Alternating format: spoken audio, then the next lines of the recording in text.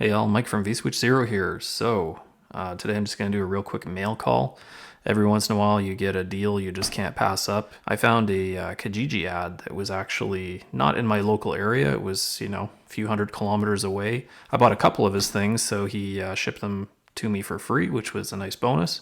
And let's see what we got in this box here. But I've also got another thing here. I'll just unbox this real quick. This is the Cyrix 5X86. So this is a true 586 CPU that sort of competes with the Pentium overdrive processor. And I've got quite a few Cyrix 486 CPUs, and this is my first 5x86. So can't wait to do some testing with this one. Really high performance socket 3 chip, and not very many boards support it, but I'll talk more about that in a bit. So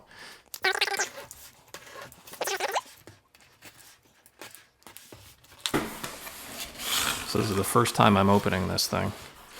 Alright, so what do we have here? Looks like a floppy cable. Looks like a nice one actually, kind of wrapped up. And let's take a look, some accessories that were included here. We've got a nice socket 370 heatsink that the seller threw in.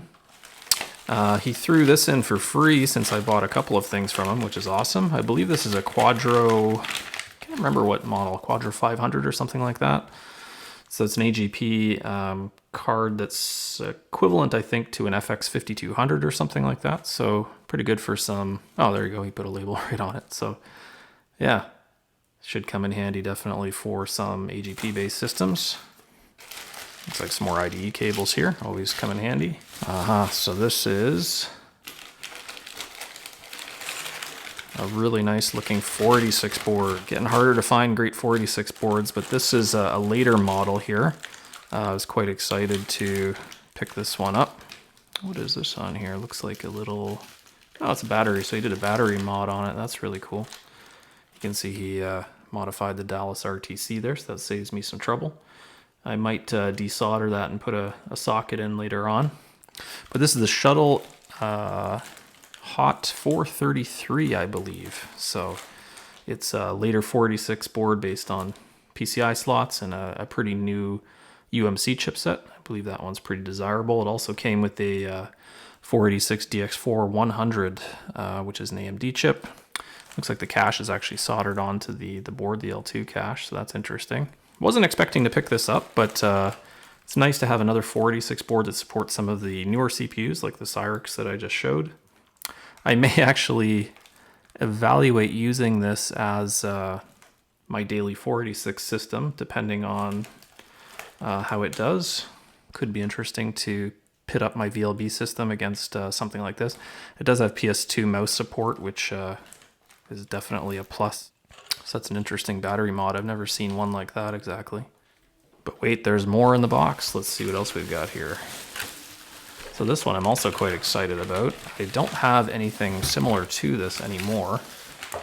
Really quite happy to get one of these again.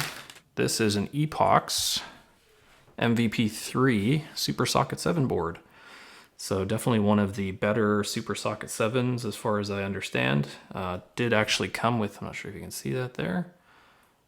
It's an AMD K6 III, so the one with the integrated L2 cache.